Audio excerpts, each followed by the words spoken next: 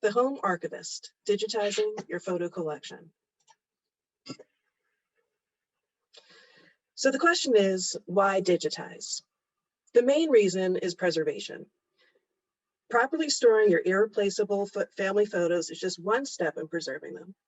Digitizing these same photos is another step and just as important. In simple terms, think of digitizing your photos, or any documents for that matter, as a backup of the original. Once you create digital copies, you can then reproduce them in a variety of ways for a variety of reasons. You may want to frame and display your photos, but you know you shouldn't use originals. Light, both natural and artificial, is the enemy of photographic images.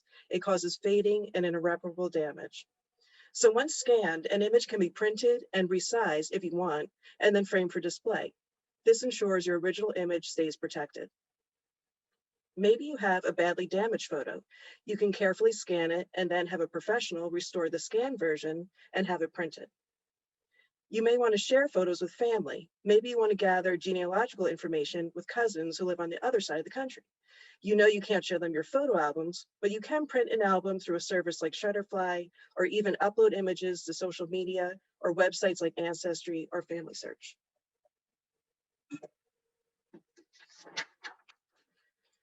There are a few steps you need to take before you start scanning. If this has not already been done, organize your photos. First, organize by date, then by event, location, or even family members. I discussed organization in the first program of this series, Caring for Your Photo Collection. You can find the recording on the library's YouTube channel, so check that out if you need a refresher. Now you want to make your selections for scanning. You don't have to scan every single photo you have. You can prioritize at this point. You can eliminate duplicates. If there are multiple versions of the same image, choose the best quality one. Sort your selections into manageable batches.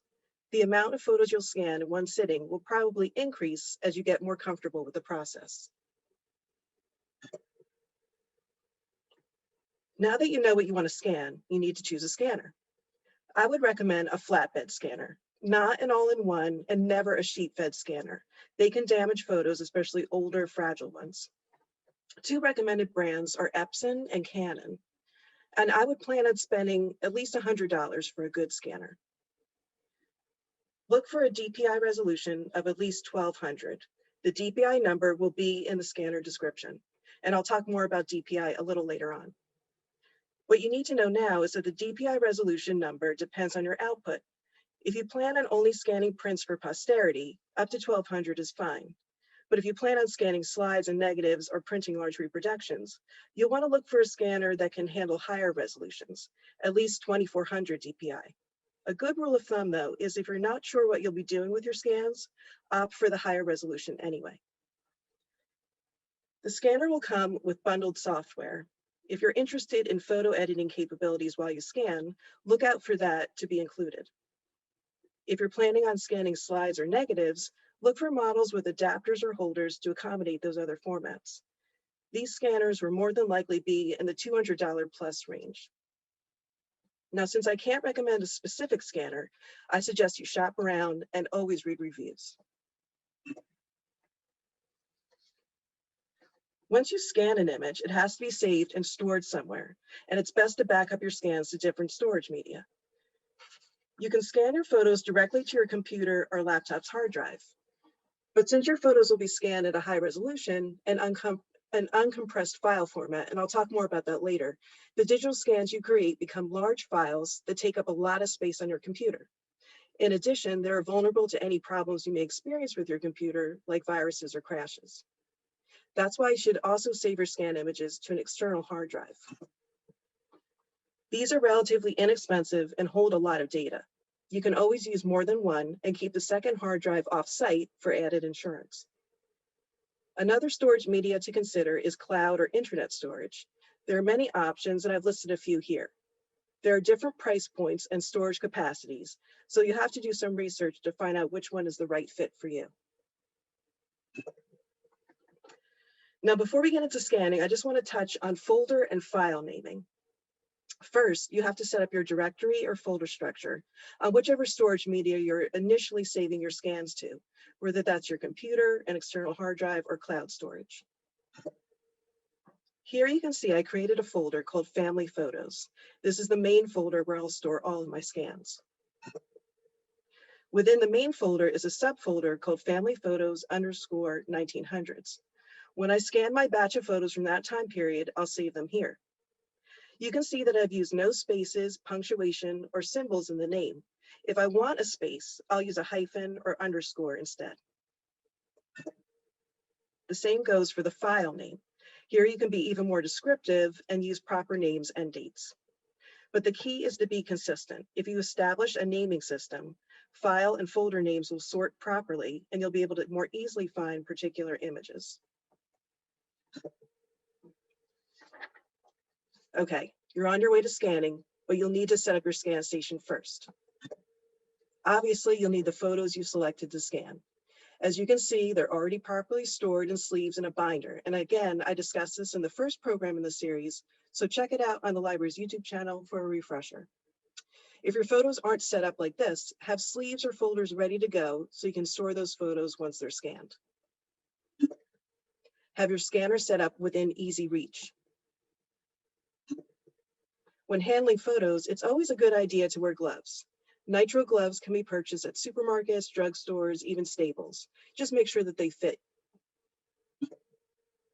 You'll need a microfiber cloth to clean the scanner glass and photos.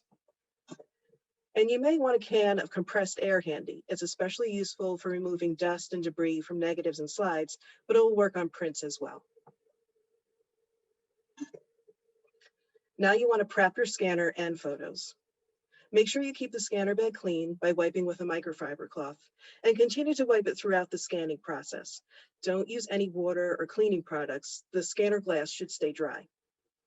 You can wipe off dirty or dusty photos with a microfiber cloth as well, or use compressed air to clean or dust off slides and negatives. Now you're ready to scan.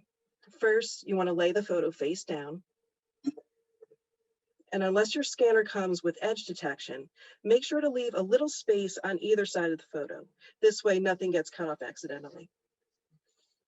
Make sure the original fits completely on the scanner bed. You don't want the lid to crush or crease the photo. And keep the photo as straight as possible and gently close the lid. When you turn your scanner on, the software utility that comes with the scanner will open up. It may not look exactly like this, but the major elements should all be the same. You want to configure the settings yourself. Don't use the basic mode with pre-selected scan settings. First, you want to choose the document type. Here, we're scanning a photograph. And even if your photo is in black and white, always scan in color. Set the resolution to at least 600 dpi. DPI, or dots per inch, is the number of printed dots contained within 1 inch of an image printed by a printer. So the more dots per inch, the more detailed and smooth your scan will look. If you're scanning a very small photo, like 2 by 3, for instance, or you want to enlarge your photo, scan at a higher DPI, like 1200 or even more. For slides or negatives, set the DPI to 2400 to 3200. Once the resolution is set, click Preview. The preview screen will look something like this. Now, I always rotate the image because it makes it easier for the next step, which is to crop the image. You do this because you don't need to scan borders, frames, mats, or the scanner bed itself. They just add data to the file and make it bigger. In this software, I click on the marquee, which is up here, and it creates this dotted line. I drag the dotted line over the image that I want to scan, and then it crops it. But if you're not happy with how it cropped, you can always, if it cuts off a portion of the image, for example, just click outside of the preview screen and drag the dotted line over again. When you're satisfied with how it cropped it, click Scan. Once you click Scan, you'll be prompted to configure your file save settings. At least that's the workflow in this particular scanner software, but these steps apply to whatever scanner you're using. They just may be in a different order. Click Browse to find your save location. This will be a folder you already set up on your computer or external hard drive. Remember, I set up the folder Family Photos, and this subfolder, Family Photos _ 1900s. This is where I'll be saving the scan. At this point, you can name your file. This is a naming system I'll be using. No spaces, but I'm using an underscore, and I've included the date of the image. In this scanning software, they include a number for each scan. Your scanner may not do this, and that's okay. It's not necessary. It just keeps track of the scans you're doing. And that's why I have this underscore after the date to separate these two numbers. Now you want to select the image format. The TIFF format is the best to use for preservation. It uses lossless compression. In other words, it doesn't compress the image at all and allows you to edit and resave without losing quality or clarity. Finally, click OK to start scanning. Since you're scanning at high resolution, this may take longer than you think, but it really depends on your scanner's speed. Just be patient. Now you can open up the scan photo on your computer. And if for whatever reason you're not happy with how it turned out, you can always rescan. I want to show you why you'll always want to scan at 600 DPI or higher. Here I've zoomed into the photo to get a closer look at Ada and Grandma. I can see more detail in the scan because there are 600 dots or pixels contained within every inch of the image. Even if you don't plan on printing in large versions of your scan, it's always fun to be able to zoom in and look at details you may not be able to see clearly by just looking at the original print. The name you use for your image file should be descriptive, but for obvious reasons, you don't want it to be too long. So if you have more information, what is called metadata, you can essentially store it with your image by attaching it to the file. First, right-click with your mouse on the picture or the file name. A box will pop up, scroll down and click on Properties. Once you're in Properties, click on Details. And now you can add tags or comments. I named this file Netherwood _ 1902, but since I had some more information to add, I typed it into the comment section. Here you can say I added Ada and Grandma in front of 981 Leland Avenue House. Now this information or metadata will always be associated with this particular file. If you have smaller snapshots and want to speed up the process a bit, you can scan multiple photos at a time. Just like with a single photo, in the preview screen, you want to crop each photo. That's when you drag that dotted line around the section of the photo you want to scan, cropping out any borders or mats, and then each photo will be scanned one by one. I mentioned earlier that if you have a lot of 35mm slides or negative strips, you'll want to look for a scanner with special adapters or holders, and this is what they look like. They make it easier to scan these formats because they hold them in place and in the correct position. Remember to select the appropriate document type from the menu and scan at higher resolutions of 2400 to 3200 DPI. Let's talk about printing.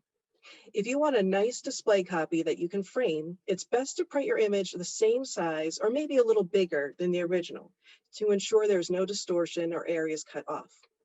If you want a quality enlargement, I would recommend getting that done by a professional service like Staples or an online photo lab. They know how to manipulate the file so that the enlarged image is proportionally correct. If you are printing from home, you have to set up your printer for photos. This is an example of a printer dialog box, and it may look different depending on what printer you have and its associated drivers and software, but you should be able to make the same adjustments no matter what you use. If you can, and the option is available, select the photo size you want to print. Print quality is important if you want to frame and display your print. If your printer gives you a choice for print quality, like this one does here, choose Best, or it may be called photo. That's another wording, like this says photo printing. This means that the printer will use more ink or toner to make a more vibrant print. And finally, choose the paper type if you're using photo paper. The printer responds differently depending on the paper surface, whether it's glossy versus matte, for instance.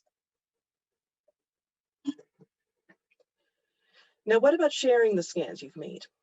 As you now know, in order to make digital preservation copies of your photos, you need to scan them using the TIFF format.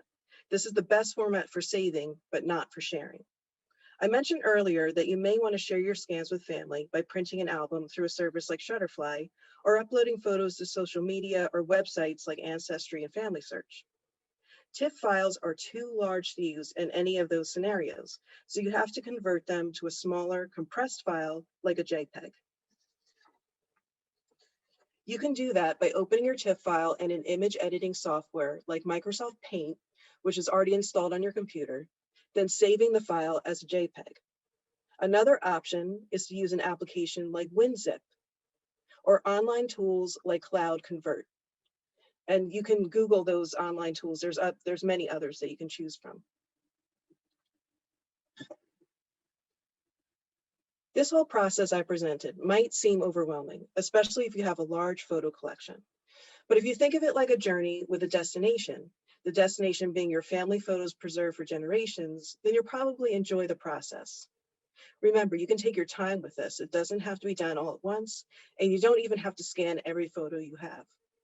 You may want to keep notes on your scanning process. Figure out what procedures work best and are most efficient so that if you do have to stop and start your scanning project at a later date, you can pick up where you left off. Think about maybe recruiting your family to help, but make sure everyone is on the same page as far as what resolution to use, a file and folder naming system, and how everything will be saved. Remember to be consistent. Digitizing your photos, along with properly storing them, is an important step in preservation, and is something you can definitely do as a home archivist. I would like to thank you for joining me for today's program. I hope you found it informative. Remember to keep your eye out for the next and last installment in this series, The Home Archivist, Preserving Born Digital Photos. Now I'll take any questions you have, and I'll also leave this contact information up on the screen. So if you think of a question later, feel free to reach out.